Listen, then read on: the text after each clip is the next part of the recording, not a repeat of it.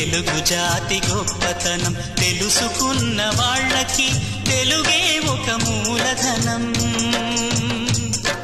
తల్లి తండ్రి నేర్పినట్టి మాతృభాషరా, తెలుగు మరచిపోతే వాళ్ళని నువ్వు మరచినట్టురా, ఇది మరువబోకురా.